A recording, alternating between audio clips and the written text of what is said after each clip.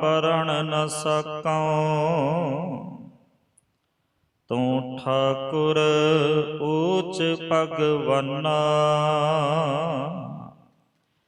तुमरी महिमा बरण न सकौं। तू ठाकुर ऊच भगवाना। परम सन्मान जोग पतित पावन किरपा निधान अनाथां दे नाथ, जुगो जुग अटल शबद गुरु। श्री गुरु ग्रंथ साहिब पातशाह महाराज जी दी पावन पवित्र हजूरी अंदर जुड़ बैठी गुरु प्यारी सवारी साध संगत वडभागे हाँ। धन धन सतगुरु श्री गुरु रामदास पातशाह महाराज जी दे प्रकाश पुरब नूं मनाउंदियां होइयां अमृत वेले तो गुरु दर ते हाज़र हो करके अपने जीवन नूं सफला करदे पए हाँ। आओ गुरमत विचारा आरंभ करन तो पहला सारे गज के फतेह बुलाओ जी।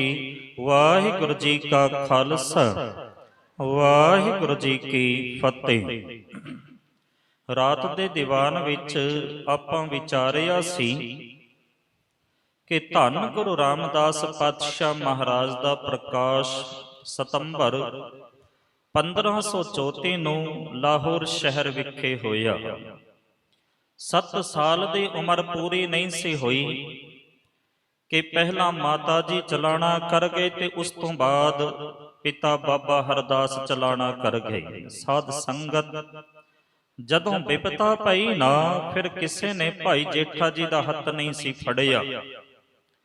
ਨਾਨੀ ਮਾਂ ਪਿੰਡ ਬਾਸਰਕੇ ਤੋਂ ਆਈ ਹੈ। ਜਦੋਂ ਪਤਾ ਲੱਗਾ कि पहला मेरी लड़की चलाना कर गई, हुण जवाई भी चलाना कर गया, और जदों आकर के अपने दोते दोहतरियां दी हालत देखी है ना ते फिर कुरलाउंदी है, रोंदी है। वड्डा परिवार बाबा हरदास दा, पर ख्याल करियो किसी ने बाह नहीं सी पकड़ी, किसी सहारा नहीं सी दिता। नानी मां अपने पिंड बासर के लैके जाउंदी है। साध संगत ਇਹ ਜਿਹੜੀ ਘਟਨਾ ਹੈ ਨਾ 1541 ਦੀ ਹੈ।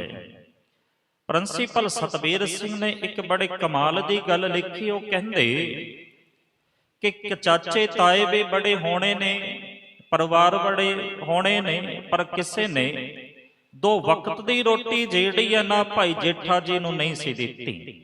ਕਹਿੰਦੇ ਜਦੋਂ ਭਾਈ ਜੇਠਾ ਜੀ ਨੇ ਆਪਣਾ ਉਹ ਘਰ ਛੱਡਿਆ ਹੋਏਗਾ जिस घर दे अंदर वो जम्मे पले ने, जदों लाहौर दियां वो गलियां छड्डियां होणगियां जिन्हां गलियां दे अंदर वो अपने हाणियां दे नाल खेडदे सन, जदों उन्हां ने अपने हाणियां नूं छड्डिया होएगा ते वो जिहड़ी पीड़ा है ना वो केवल असीं एहसास कर सकदे हां, पर उस पीड़ा दा दर्द भाई जेठा जी नूं पता होएगा। साध संगत जदों बाबा हरदास जी दे घर नूं ताला वज्जिया होना ना, उन्हां दी दुकान नूं ताला लगाया होना ते कईयां ने बड़ी खुशी मनाई होनी है कि अज बाबा हरदास दा जिहड़ा घर है ना उजड़ गया, दुकान बंद हो गई। क्योंकि साडे ना एक आदत बनी हुई है, असीं दूजे नूं दुखी करके खुश हुंदे हां। बंदा जिहड़ा है ना अपने दुख तो दुखी नहीं। तकरीबन 90% लोगों की यह अवस्था है।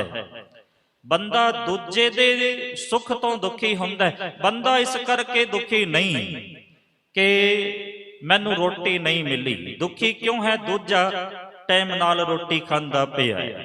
हुण कईयां ने बड़ी खुशी मनाई होनी है कि बाबा हरदास दा घर उजड़ गया, बाबा हरदास दी दुकान नूं ताला लग गया। पर कौन जानदा सी जिन्हां बच्चियां नूं अज असीं जतीम कहंदे पए आ, एक दिन दुनिया दा छत्तर जेड़ा उस गुरु रामदास महाराज जी दे सिर दे उत्ते झुलेगा। साध संगत किसी तो 2 वक्त दी रोटी नहीं सी दिती गई, कोई समा ओ सी हम रुलते फिरते कोई बात ना पूछता।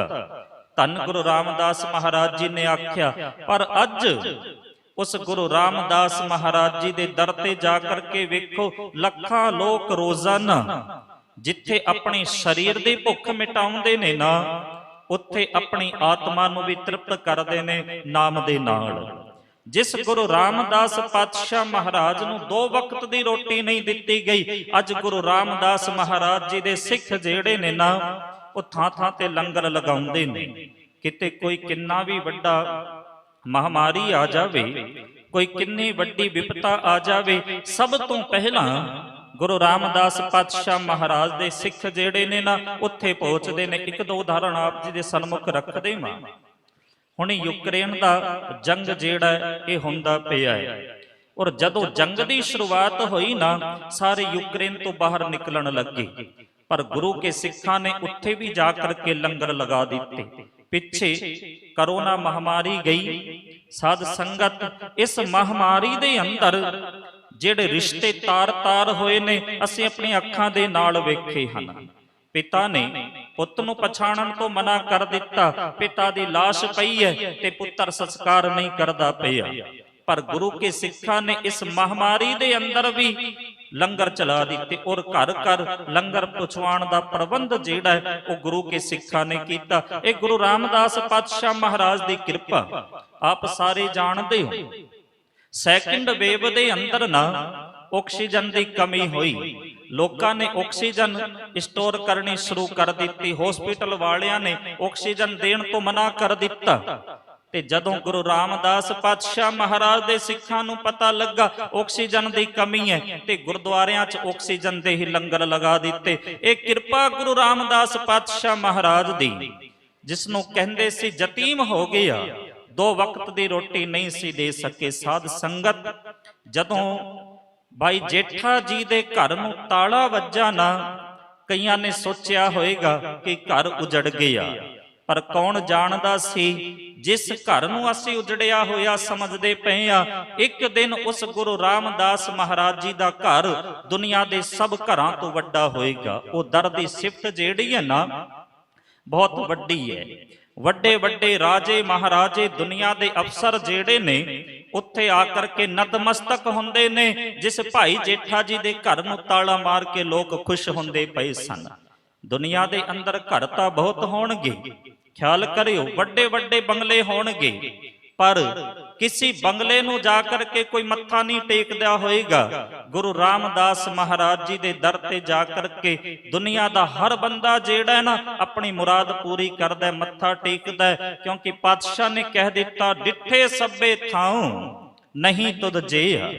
हे ਗੁਰੂ ਰਾਮਦਾਸ ਪਾਤਸ਼ਾਹ ਮਹਾਰਾਜ, ਤੇਰੇ ਵਰਗਾ ਦਰ ਕੋਈ ਨਹੀਂ। ਸਾਧ ਸੰਗਤ, ਦੁਨੀਆ ਦੇ ਅੰਦਰ ਬੜੀਆਂ ਮਹਿੰਗੀਆਂ ਅਮੀਰ ਨਗਰੀਆਂ ਹੋਣਗੀਆਂ, ਪਰ ਜ਼ਰੂਰੀ ਨਹੀਂ ਕਿ ਸਾਰੇ ਉੱਥੇ ਰੱਜ ਕੇ ਸੌਂਦੇ ਹੋਣ, ਭੁੱਖੇ ਵੀ ਸੌਂਦੇ ਹੋਣਗੇ ਬਹੁਤੇ ਲੋਕ। ਪਰ ਗੁਰੂ ਰਾਮਦਾਸ ਪਾਤਸ਼ਾਹ ਮਹਾਰਾਜ ਦੀ ਨਗਰੀ ਐਸੀ ਨਗਰੀ, ਬੰਦਾ ਭੁੱਖਾ ਉੱਠਦਾ ਜ਼ਰੂਰ ਹੈ ਪਰ ਸੌਂਦਾ ਭੁੱਖਾ ਨਹੀਂ, ਕਿਉਂਕਿ ਇਹ ਗੁਰੂ ਰਾਮਦਾਸ ਮਹਾਰਾਜ ਜੀ ਦੀ ਕਿਰਪਾ ਹੈ। ਸਾਧ ਸੰਗਤ, ਜਿਸ ਬੱਚੇ ਨੂੰ ਯਤੀਮ ਕਹਿੰਦੇ ਪਏ ਸਨ ਕਿ ਅਸੀਂ 2 ਵਕਤ ਦੀ ਰੋਟੀ ਨਹੀਂ ਦੇ ਸਕਦੇ, ਕੱਪੜੇ ਜਿਹੜੇ ਨੇ ਉਹ ਫਾਟੇ ਪਏ ਨੇ, ਕੋਈ ਸੰਭਾਲਣ ਵਾਲਾ ਨਹੀਂ, ਅੱਜ ਉਸ ਗੁਰੂ ਰਾਮਦਾਸ ਮਹਾਰਾਜ ਜੀ ਦੇ ਦਰ ਤੇ ਜਾ ਕਰਕੇ ਵੇਖੋ, ਲੱਖਾਂ ਲੱਖਾਂ ਦੇ ਪੋਸ਼ਾਕੇ ਚੜ੍ਹਦੇ ਨੇ, ਔਰ ਜਿਹੜਾ ਇੱਕ ਵਾਰ ਚੜ੍ਹਾ ਦਿੱਤਾ ਜਾਏ ਨਾ, ਉਹ ਦੁਬਾਰਾ ਉਸ ਦਾ ਨੰਬਰ ਨਹੀਂ ਜੇ ਆਉਂਦਾ। ਇਹ ਗੁਰੂ ਰਾਮਦਾਸ ਪਾਤਸ਼ਾਹ ਮਹਾਰਾਜ ਦੀ ਕਿਰਪਾ। ਮੈਂ ਬੇਨਤੀ ਕਰਾਂ ਕਿ ਨਾਨੀ ਮਾਂ ਜਿਹੜੀ ਹੈ ਨਾ, ਉਹ ਪਿੰਡ ਬਾਸਰ ਕੇ ਲਿਆਂਦੀ ਹੈ। ਹੁਣ ਇਹ ਪਿੰਡ ਜਿਹੜਾ ਹੈ ਨਾ ਬਾਸਰ ਕੇ, ਇਹ ਧੰਨ ਧੰਨ ਗੁਰੂ ਅਮਰਦਾਸ ਮਹਾਰਾਜ ਜੀ ਦਾ ਪਿੰਡ ਹੈ। ਇਸੇ ਪਿੰਡ ਦੇ ਅੰਦਰ 1479 ਦੇ ਅੰਦਰ ਧੰਨ ਗੁਰੂ ਅਮਰਦਾਸ ਪਾਤਸ਼ਾਹ ਮਹਾਰਾਜ ਦਾ ਪ੍ਰਕਾਸ਼ ਹੋਇਆ ਹੈ। ਆਪ ਜੀ ਦੇ ਗਿਆਤ ਵਾਸਤੇ ਬੇਨਤੀ ਕਰਦੇ ਹਾਂ, ਗੁਰੂ ਅਮਰਦਾਸ ਪਾਤਸ਼ਾਹ ਮਹਾਰਾਜ ਗੁਰੂ ਨਾਨਕ ਦੇ ਪਾਤਸ਼ਾਹ ਮਹਾਰਾਜ ਜੀ ਤੋਂ 10 ਸਾਲ ਛੋਟੇ ਨੇ, ਔਰ ਗੁਰੂ ਅੰਗਦ ਦੇ ਪਾਤਸ਼ਾਹ ਮਹਾਰਾਜ ਤੋਂ 25 ਸਾਲ ਵੱਡੇ ਨੇ। ਭਾਈ ਮਰਦਾਨਾ ਗੁਰੂ ਨਾਨਕ ਦੇਵ ਜੀ ਤੋਂ 10 ਸਾਲ ਵੱਡੇ ਤੇ ਗੁਰੂ ਅਮਰਦਾਸ ਪਾਤਸ਼ਾਹ ਮਹਾਰਾਜ 10 ਸਾਲ ਛੋਟੇ। ਔਰ ਦੇਖੋ ਜਨਮ ਦੀਆਂ ਤਾਰੀਖਾਂ ਕਿਵੇਂ ਨੇ। ਭਾਈ ਮਰਦਾਨਾ ਜੀ ਦਾ ਜਿਹੜਾ ਪ੍ਰਕਾਸ਼ ਹੈ ਉਹ 1459 ਨੂੰ ਹੁੰਦਾ ਹੈ। ਗੁਰੂ ਨਾਨਕ ਦੇਵ ਮਹਾਰਾਜ ਜੀ ਦਾ ਪ੍ਰਕਾਸ਼ 1469 ਨੂੰ ਹੁੰਦਾ ਹੈ। ਤੇ ਗੁਰੂ ਅਮਰਦਾਸ ਮਹਾਰਾਜ ਜੀ ਦਾ ਪ੍ਰਕਾਸ਼ 1479 ਨੂੰ ਹੁੰਦਾ ਹੈ। ਸਾਧ ਸੰਗਤ 10 ਸਾਲ ਛੋੜੇ ਨੇ ਬਾਬਾ ਅਮਰਦਾਸ, ਗੁਰੂ ਅਮਰਦਾਸ ਗੁਰੂ ਨਾਨਕ ਦੇਵ ਪਾਤਸ਼ਾਹ ਮਹਾਰਾਜ ਜੀ ਤੋਂ।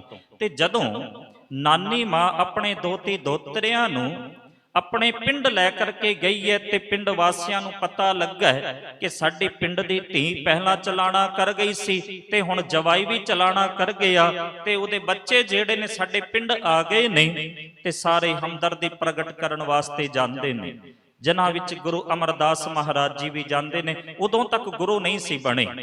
ਸਾਧ ਸੰਗਤ ਭਾਈ ਜੇਠਾ ਜੀ ਦਾ ਹੌਸਲਾ ਦੇਖ ਕਰਕੇ ਉਹਨਾਂ ਨੂੰ ਦਾਤ ਦਿੱਤੀ ਤੇ ਕਹਿਣ ਲੱਗੇ, ਬੇਟਾ ਹਰ ਪੱਖੋਂ ਅਸੀਂ ਤੇਰੀ ਮਦਦ ਕਰਾਂਗੇ। ਪਰ ਇਹ ਦੌਰ ਉਦੋਂ ਦਾ ਸੀ ਜਦੋਂ ਗੁਰੂ ਅਮਰਦਾਸ ਮਹਾਰਾਜ ਬਾਬਾ ਅਮਰਦਾਸ ਰੂਪ ਦੇ ਅੰਦਰ ਉਹ ਹਰੇਕ ਸਾਲ ਗੰਗਾ ਦੇ ਇਸ਼ਨਾਨ ਕਰਨ ਵਾਸਤੇ ਜਾਂਦੇ ਨੇ, ਹੋਰ ਵੀ ਕਰਮ ਕਾਂਡ ਕਰਦੇ ਨੇ। ਪਰ ਜਦੋਂ ਇੱਕ ਵਾਰ ਇਸ਼ਨਾਨ ਕਰਕੇ ਵਾਪਸ ਮੁੜ ਰਹੇ ਸੀ ਹਰਿਦੁਆਰ ਤੋਂ, ਇੱਕ ਸਾਧੂ ਮਿਲਿਆ, ਉਸ ਦਾ ਸੰਗ ਹੋਇਆ। ਕੁਝ ਸਮਾਂ ਉਹ ਬਾਬਾ ਅਮਰਦਾਸ ਮਹਾਰਾਜ ਜੀ ਦੇ ਨਾਲ ਰਿਹਾ ਤੇ ਜਦੋਂ ਉਸਨੇ ਪੁੱਛਿਆ ਤੁਹਾਡਾ ਗੁਰੂ ਕੌਣ, ਤੇ ਗੁਰੂ ਅਮਰਦਾਸ ਮਹਾਰਾਜ ਨੇ ਕਿਹਾ ਮੈਂ ਤਾਂ ਗੁਰੂ ਧਾਰਨ ਕੀਤਾ ਕੋਈ ਨਹੀਂ। ਕਹਿੰਦੇ ਤੇਰਾ ਤਾਂ ਜਨਮ ਬਰਬਾਦ ਹੋ ਹੀ ਰਿਹਾ, ਤੂੰ ਮੇਰਾ ਵੀ ਜਨਮ ਬਰਬਾਦ ਕਰ ਦੇਣਾ ਹੈ। ਕਹਿੰਦੇ ਉਹ ਸੱਟ ਜਿਹੜੀ ਹੈ ਨਾ ਦਿਲ ਤੇ ਵੱਜੀ ਹੈ ਗੁਰੂ ਅਮਰਦਾਸ ਮਹਾਰਾਜ ਜੀ ਤੇ, ਫਿਰ ਗੁਰੂ ਦੀ ਭਾਲ ਵਿੱਚ ਲੱਗ ਗਏ। ਸਾਧ ਸੰਗਤ ਆਪ ਜੀ ਨੂੰ ਗਿਆਤ ਹੋਵੇ, ਗੁਰੂ ਅਮਰਦਾਸ ਪਾਤਸ਼ਾਹ ਮਹਾਰਾਜ ਜੀ ਦੇ ਛੋਟੇ ਭਰਾ ਦੇ ਮੁੰਡੇ ਨੂੰ ਗੁਰੂ ਅੰਗਦ ਦੇਵ ਮਹਾਰਾਜ ਜੀ ਦੀ ਲੜਕੀ ਬੀਬੀ ਅਮਰੋਜੀ ਦੀ ਸ਼ਾਦੀ ਹੋਈ ਸੀ। ਇਸ ਕਰਕੇ ਗੁਰੂ ਅੰਗਦ ਦੇਵ ਮਹਾਰਾਜ ਜੀ ਬਾਰੇ ਪਤਾ ਸੀ ਤੇ ਗੁਰੂ ਅੰਗਦ ਦੇਵ ਮਹਾਰਾਜ ਜੀ ਦੀ ਸ਼ਰਨ ਵਿੱਚ ਜਾਂਦੇ ਨੇ ਅਤੇ ਇੱਕ ਬੇਨਤੀ ਕਰਦੇ ਨੇ, ਸੱਚੇ ਪਾਤਸ਼ਾਹ ਮੈਂ ਤੁਹਾਡੀ ਸ਼ਰਨ ਵਿੱਚ ਆਇਆ ਹਾਂ ਸਿੱਖ ਬਣ ਕੇ, ਕੁੜਮ ਬਣ ਕੇ ਨਹੀਂ। ਮੈਨੂੰ ਕੋਈ ਆਦਰ ਸਤਕਾਰ ਨਹੀਂ ਚਾਹੀਦਾ, ਮੈਂ ਹੁਣ ਕੁੜਮ ਬਣ ਕੇ ਨਹੀਂ ਆਇਆ, ਮੈਂ ਸਿੱਖ ਬਣ ਕੇ ਆਇਆ ਹਾਂ। ਕਿਉਂਕਿ ਮੈਨੂੰ ਪਤਾ ਲੱਗ ਗਿਆ ਕਿੰਨੇ ਵੀ ਕਰਮ ਕਾਂਡ ਕਰ ਲਈਏ ਪਰ ਗੁਰੂ ਤੋਂ ਬਗੈਰ ਨਾ ਗਤ ਨਹੀਂ। ਸਤਿਗੁਰੂ ਨੇ ਬਾਣੀ ਵਿੱਚ ਆਖ ਦਿੱਤਾ, ਗੁਰੂ ਅਮਰਦਾਸ ਮਹਾਰਾਜ ਜੀ ਦੇ ਆਪਣੇ ਬਚਨ ਨੇ, ਸਤਿਗੁਰ ਬਾਝੋ ਗੁਰ ਨਹੀਂ ਕੋਈ, ਨੁਗਰੇ ਕਾ ਹੈ ਨਾਏ ਬੁਰਾ। ਕਹਿੰਦੇ ਪਾਤਸ਼ਾਹ ਕਿ ਜਿਹਦਾ ਗੁਰੂ ਕੋਈ ਨਹੀਂ ਨਾ, ਉਸ ਦੀ ਗਤ ਨਹੀਂ ਜੇ ਹੋ ਸਕਦੀ, ਤੇ ਗੁਰੂ ਤੋਂ ਬਗੈਰ ਕਦੇ ਆਨੰਦ ਦੀ ਪ੍ਰਾਪਤੀ ਬੰਦੇ ਨੂੰ ਨਹੀਂ ਜੇ ਹੋ ਸਕਦੀ। ਪਾਤਸ਼ਾਹ ਨੇ ਆਖ ਦਿੱਤਾ, ਜੇ ਸੋ ਚੰਦਾ ਉਗਵੈ ਸੂਰਜ ਚੜ੍ਹੈ ਹਜ਼ਾਰ, ਇਤੇ ਚਾਨਣ ਹੁੰਦਿਆਂ ਗੁਰ ਬਿਨ ਘੋਰ ਅੰਧਾਰ। ਗੁਰੂ ਅਮਰਦਾਸ ਮਹਾਰਾਜ ਜੀ ਨੇ ਆਪਣੇ ਬਚਨਾਂ ਵਿੱਚ ਖੁਦ ਕਹਿ ਦਿੱਤਾ, ਆਨੰਦ ਆਨੰਦ ਸਭ ਕੋ ਕਹੈ, ਆਨੰਦ ਗੁਰੂ ਤੇ ਜਾਣਿਆ। ਕਹਿੰਦੇ ਆਨੰਦ ਤਾਂ ਅਸੀਂ ਛੋਟੀਆਂ ਛੋਟੀਆਂ ਗੱਲਾਂ ਦੇ ਉੱਤੇ ਕਹਿ ਦਿੰਦੇ ਹਾਂ। ਕੁਝ ਖਾਣ ਨੂੰ ਚੰਗਾ ਮਿਲ ਜਾਏ, ਪਾਣ ਨੂੰ ਚੰਗਾ ਮਿਲ ਜਾਏ, ਅਸੀਂ ਕਹਿ ਦਿੰਦੇ ਹਾਂ ਜੀ ਆਨੰਦ ਆ ਗਿਆ। ਕੋਈ ਨਾਟਕ ਚੇਟਕ ਦੇਖਣ ਨੂੰ ਚੰਗਾ ਮਿਲ ਜਾਏ, ਬੜਾ ਆਨੰਦ ਆ ਗਿਆ ਜੀ। ਪਰ ਆਨੰਦ ਕੀ ਹੈ? ਆਨੰਦ ਇਹ ਨਹੀਂ, ਆਨੰਦ ਹੈ ਆਤਮਕ ਆਨੰਦ।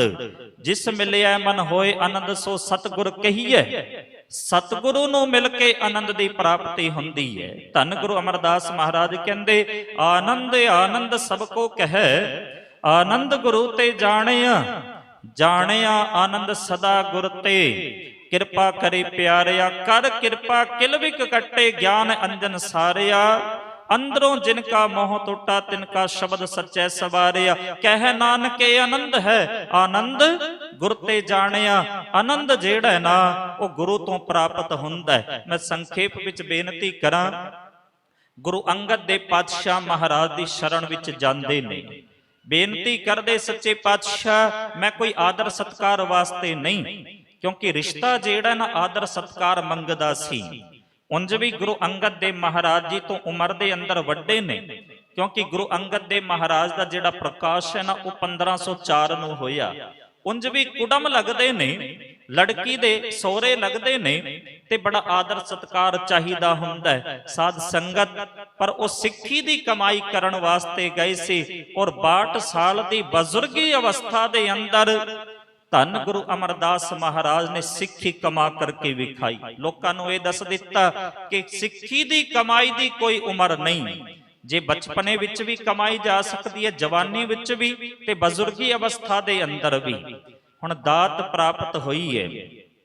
ਗੁਰੂ ਅੰਗਦ ਦੇਵ ਪਾਤਸ਼ਾਹ ਮਹਾਰਾਜ ਖੁਸ਼ ਹੋਏ ਤੇ ਖੁਸ਼ ਹੋ ਕਰਕੇ ਕਹਿ ਦਿੱਤਾ, ਹੇ ਗੁਰੂ ਅਮਰਦਾਸ ਪਾਤਸ਼ਾਹ ਮਹਾਰਾਜ, ਤੁਸੀਂ ਨਿਮਾਣਿਆਂ ਦੇ ਮਾਣ ਹੋਵੋਗੇ, ਤੁਸੀਂ ਨਿਤਾਣਿਆਂ ਦੇ ਤਾਣ, ਨਿਓਟਿਆਂ ਦੀ ਓਟ, ਨਿਆਸਰਿਆਂ ਦੇ ਆਸਰੇ, ਨਿਟੇਕਿਆਂ ਦੀ ਟੇਕ, ਹੇ ਗੁਰੂ ਅਮਰਦਾਸ ਮਹਾਰਾਜ ਤੁਸੀਂ ਹੋਵੋਗੇ। ਸਾਧ ਸੰਗਤ, ਗੁਰੂ ਅੰਗਦ ਦੇ ਪਾਤਸ਼ਾਹ ਮਹਾਰਾਜ ਦੇ ਹੁਕਮ ਮੁਤਾਬਕ ਗੁਰੂ ਅਮਰਦਾਸ ਮਹਾਰਾਜ ਨੇ ਸਿੱਖੀ ਦੇ ਪ੍ਰਚਾਰ ਦਾ ਕੇਂਦਰ ਜਿਹੜਾ ਹੈ ਨਾ, ਉਹ ਗੋਬਿੰਦਵਾਲ ਸਾਹਿਬ ਨੂੰ ਬਣਾਇਆ। ਜਿਵੇਂ ਗੁਰੂ ਨਾਨਕ ਦੇਵ ਮਹਾਰਾਜ ਨੇ ਕਰਤਾਰਪੁਰ ਸਾਹਿਬ ਨੂੰ ਸਿੱਖੀ ਦੇ ਪ੍ਰਚਾਰ ਦਾ ਕੇਂਦਰ ਬਣਾਇਆ, ਉਹਨਾਂ ਤੋਂ ਬਾਅਦ ਗੁਰੂ ਅੰਗਦ ਦੇ ਪਾਤਸ਼ਾਹ ਮਹਾਰਾਜ ਨੇ ਖਡੂਰ ਸਾਹਿਬ ਨੂੰ ਬਣਾਇਆ, ਤੇ ਗੁਰੂ ਅਮਰਦਾਸ ਮਹਾਰਾਜ ਨੇ ਗੋਬਿੰਦਵਾਲ ਸਾਹਿਬ ਨੂੰ ਸਿੱਖੀ ਦੇ ਕੇਂਦਰ ਦਾ ਪ੍ਰਚਾਰ ਦਾ ਕੇਂਦਰ ਬਣਾਇਆ।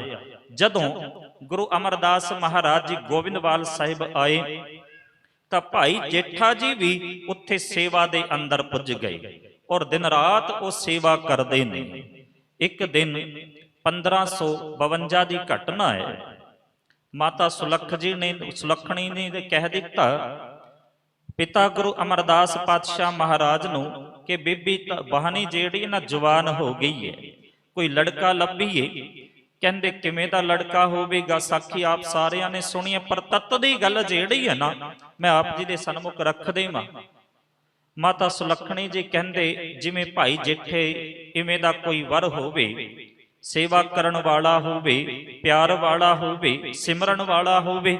ਗੁਰੂ ਅਮਰਦਾਸ ਮਹਾਰਾਜ ਜੀ ਕਹਿਣ ਲੱਗੇ ਭਾਈ ਜੇਠਾ ਜੀ ਵਰਗਾ ਤਾਂ ਭਾਈ ਜੇਠਾ ਹੀ ਹੈ। ਇਹ ਕੋਈ ਸੁਭਾਵਕ ਵਚਨ ਨਹੀਂ ਸੀ, ਅਸਲ ਦੇ ਅੰਦਰ ਗੁਰੂ ਅਮਰਦਾਸ ਮਹਾਰਾਜ ਜੀ ਦੇਖਦੇ ਪਏ ਸੀ ਕਿ ਜਿਵੇਂ ਦੀ ਸੇਵਾ ਭਾਈ ਜੇਠਾ ਕਰਦਾ, ਜਿਵੇਂ ਦੀ ਨਿਮਰਤਾ, ਜਿਵੇਂ ਦਾ ਪਿਆਰ, ਜਿਵੇਂ ਦੀ ਗੁਰੂ ਆਗਿਆ ਜਿਹੜੀ ਹੈ, ਉਹ ਭਾਈ ਜੇਠਾ ਜੀ ਦੇ ਅੰਦਰ ਹੈ, ਹੋਰ ਕਿਸੇ ਦੇ ਅੰਦਰ ਨਹੀਂ। ਸਾਧ ਸੰਗਤ, ਬੀਬੀ ਭਾਨੀ ਜੀ ਦਾ ਵਿਆਹ ਹੋ ਜਾਂਦਾ ਹੈ। ਮੈਂ ਬੇਨਤੀ ਕਰ ਦੇਵਾਂ, ਬੀਬੀ ਭਾਨੀ ਜੀ ਦੇ ਜੀਵਨ ਬਾਰੇ ਥੋੜੀ ਪੰਛੀ ਝਾਤ ਮਾਰ ਦੇਵਾਂ, ਕਿਉਂਕਿ ਜੇ ਬੀਬੀ ਭਾਨੀ ਜੀ ਦੀ ਗੱਲ ਨਾ ਕਰੀਏ ਤੇ ਗੁਰੂ ਅਮਰਦਾਸ ਮਹਾਰਾਜ ਜੀ ਦੀਆਂ ਵਿਚਾਰਾਂ ਸੰਪੂਰਨ ਨਹੀਂ।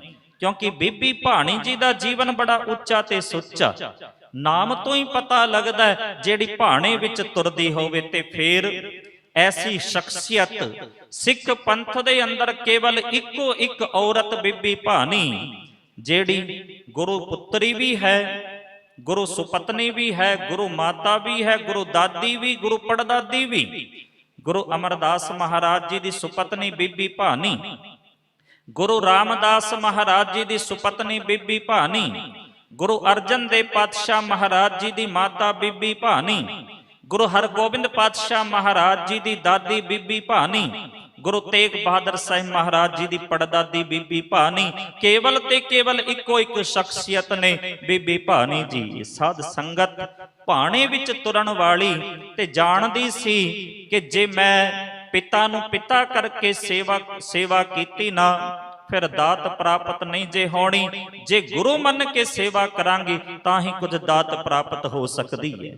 ਉਹ ਸਮਝਾਉਂਦੇ ਸੀ। ਗੁਰੂ ਅਰਜਨ ਦੇਵ ਪਾਤਸ਼ਾਹ ਮਹਾਰਾਜ ਨੂੰ ਜਨਮ ਤੋਂ ਇਹੀ ਸਿੱਖਿਆ ਦਿੱਤੀ, ਬੇਟਾ ਗੁਰੂ ਦਾ ਪੁੱਤਰ, ਗੁਰੂ ਦਾ ਮਿੱਤਰ, ਗੁਰੂ ਦਾ ਸਾਕ, ਗੁਰੂ ਦਾ ਸੰਬੰਧੀ ਉਹ ਹੈ ਜਿਹੜਾ ਗੁਰੂ ਦੀ ਆਗਿਆ ਵਿੱਚ ਤੁਰੇ।